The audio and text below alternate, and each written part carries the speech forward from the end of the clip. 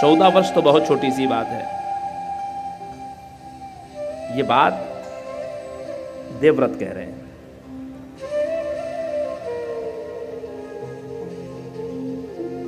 पित्राज्ञया जामदग्नेन पूर्वं छिन्नं शिरो मातुरिति प्रसिद्धं अकार्यमप्याचरितं च तेन गुरोरनुज्ञा च गरीयसी कृता।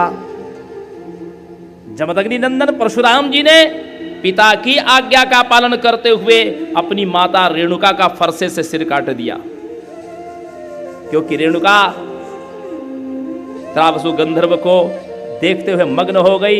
जमदग्नि के लिए संध्योपासन के लिए जल लेने के लिए गई थी और गंधर्व की क्रीड़ा देखने में मग्न हो गई। जमदग्नि को जब योग बल से बात का ज्ञान हुआ तो उनको बड़ा रोष हुआ। अपने समस्त पुत्रों से कहा इस पापिनी का वध करो, लेकिन कोई पुत्र अपनी मां का वध नहीं कर सका। लेकिन पिता की आज्ञा मान करके परशुराम जी ने फरसे से अपनी मां का सिर काट दिया, अपने समस्त भाइयों का मस्तक काट दिया।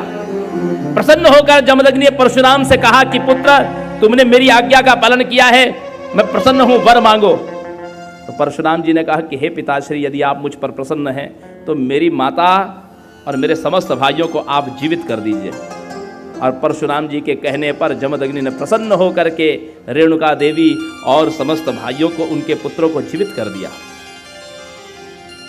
इसलिए पिता की आज्ञा से ऊपर और कुछ नहीं है। जीवतो वाक्यकरणार्थया हे भूरि भोजनात् गयायाम पिंडदाना च त्रिभिः पुत्रस्य पुत्रताः। 3 यदि गुण आपके जीवन में है तो आप पुत्र कहलाने के अधिकारी हैं, अन्यथा आप पुत्र कहलाने के अधिकारी नहीं हैं। पहली बात, जीवतो वाक्यकरणात्, जीते जी माता पिता की आज्ञा का पालन करे। कठोपनिषद की कथा कहती है, उद्दालक ने अपने पुत्र नचिकेता को कहा, गुस्से में कह दिया कि तेरे को यमराज को दे दूंगा। और नचिकेता उस क्रोध में कही हुई बात को भी अंगीकार करते हुए यमपुरी पहुंच गए। 3 दिन तक धर्मराज के द्वार पर खड़े रहे। धर्मराज 3 दिन के बाद स्वयं आए और पूछा नचिकेता से कि तुम बिना कालावधि के तुम यमपुरी कैसे पहुंचे? उन्होंने कहा कि मेरे पिता की आज्ञा है कि तुमको यमराज को देने वाला हूं।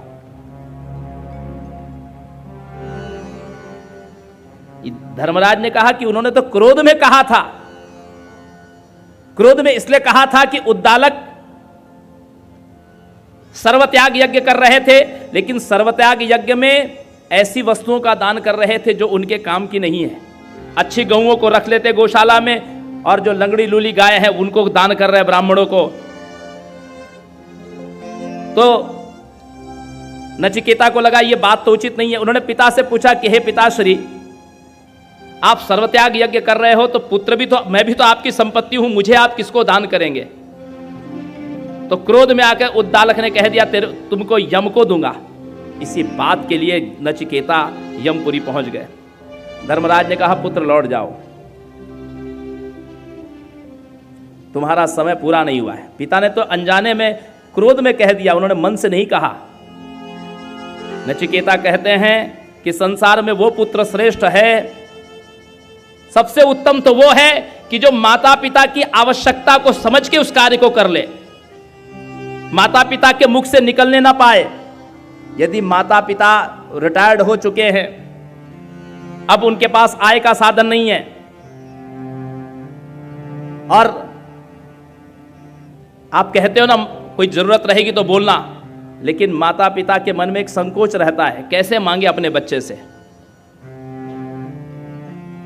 उनका स्वाभिमान को थोड़ा सा चोट पहुंचती है कि हम कैसे मांगे पैसा किसी से, क्योंकि रोज आपकी समस्याओं को देखते हैं, घर चलाने में आपकी कठिनाइयों को देखते हैं। तो आवश्यकता होने पर भी वो, उनके मन में कई बार तीर्थ यात्रा करने की इच्छा होती है, कुछ दान पुण्य करने की इच्छा होती है, लेकिन वो संकुचित हो जाते हैं, नहीं मांगते अपने बच्चों से।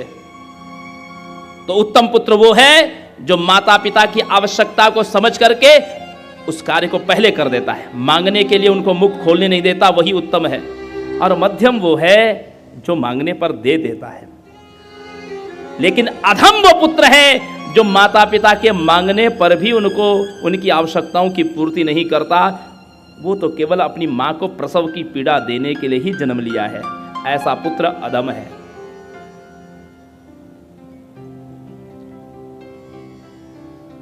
ऐसे पुत्र, इनका पातक कभी नष्ट नहीं होता। और शास्त्र तो कहता है जो माता पिता को कष्ट देने वाला अधम पुत्र है, यदि उसका दर्शन हो जाए तो सचैल स्नान करना चाहिए। सचैल स्नान, वस्त्र, जैसे आप श्मशान से आते हैं तो वस्त्र सहित स्नान करना पड़ता है, वैसे ही ऐसे पातकी का दर्शन हो जाए जो माता पिता को कष्ट देने वाला है, ऐसे यदि पुत्र का दर्शन हो जाए आपको तो सचैल स्नान करिए। एक व्यक्ति ने अपने माता पिता को वृद्धाश्रम भेज रखा था। कुछ दिनों के बाद वृद्धाश्रम में उसने फोन किया, पता चला कि उसके पिताजी तो डेथ हो चुकी है। भागा भागा एक संत के पास में गया, पूछा कि जिसके माता पिता वृद्धाश्रम में हो और वहां वृद्धाश्रम में उनकी डेथ हो गई हो, मृत्यु हो गई हो, तो कितने दिन का सूतक लगेगा? संत ने कहा, किनकी बात कर रहे हो? तुम्हारे माता पिता? बोले हाँ। बोले जिनके माता पिता वृद्धाश्रम में मरते हैं उनके बच्चों का जीवन भर सूतक समाप्त नहीं होता। उनका तो सूतक जीवन भर समाप्त नहीं होने वाला, क्योंकि उसके हाथ का छुआ पानी भी आपके लिए विष के समान है। जब लोग कहते हैं ना कि वृद्धाश्रम बनाना है, वृद्धाश्रम बनाना है, यह बहुत अच्छी बात नहीं है।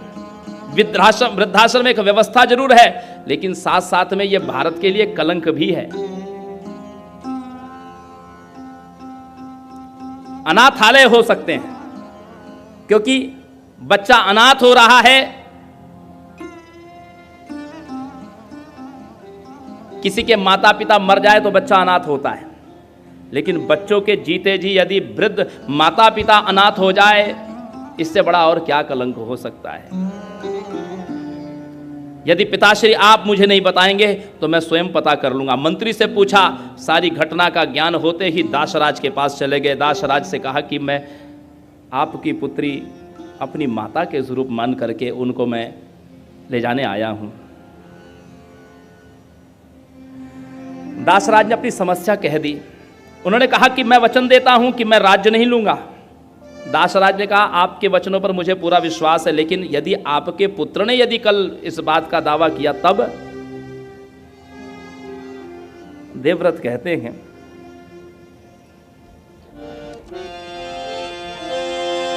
कि प्रतिज्ञा में श्रुता माता पितृर्थेया मया कृता ना हम राज्यम करिष्यामि न च दारा संग्रह।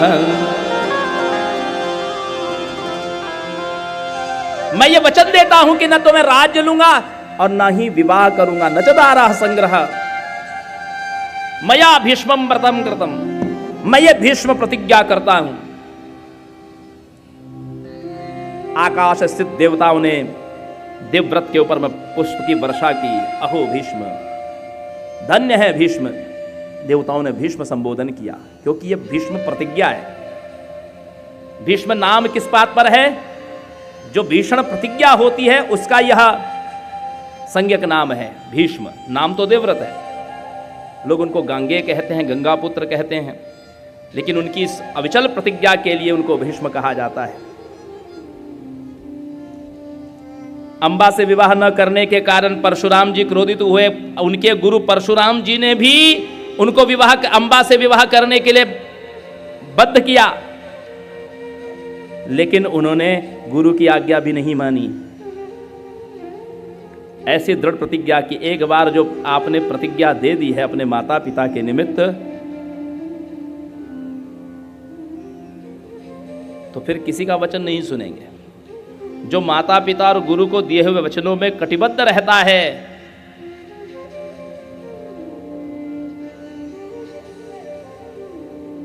वही श्रेष्ठ और उत्तम पुरुष है।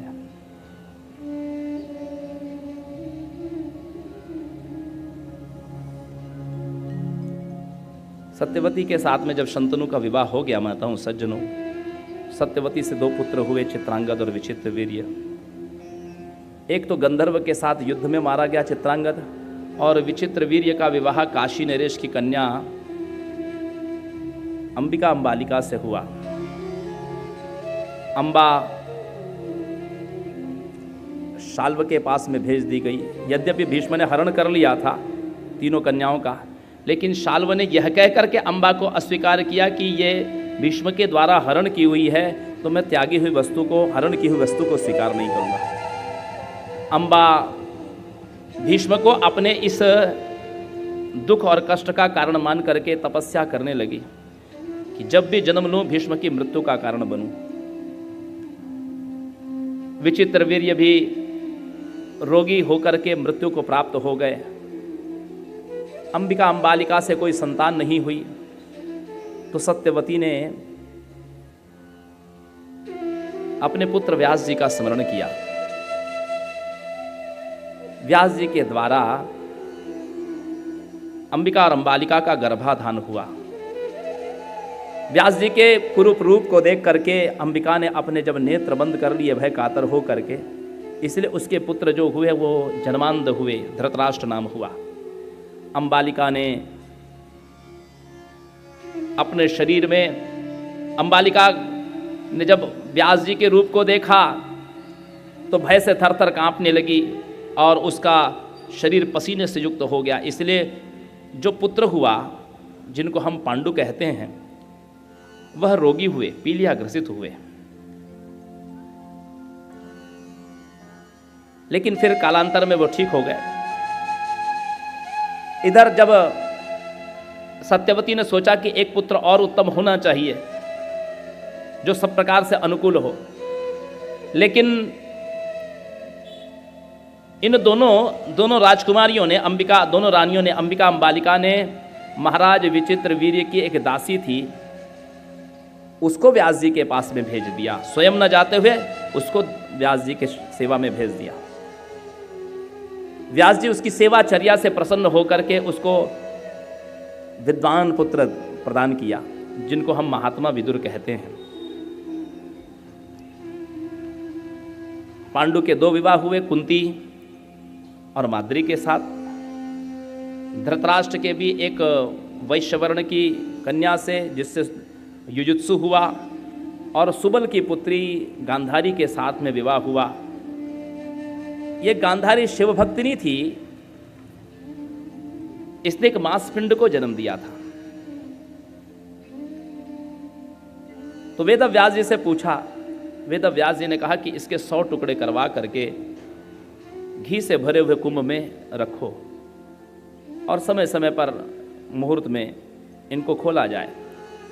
प्रत्येक घट में से एक एक पुत्र हुआ। ऐसे गांधारी 100 पुत्रों की माता कहलाई, जिसमें ज्येष्ठ हैं दुर्योधन। उसी प्रकार गांधारी की एक कन्या भी है जिसका नाम है दुश्शला, जो सिंधु नरेश जयद्रथ को ब्याही गई थी। कुंती ने दुर्वासा से अमोघ मंत्र प्राप्त करके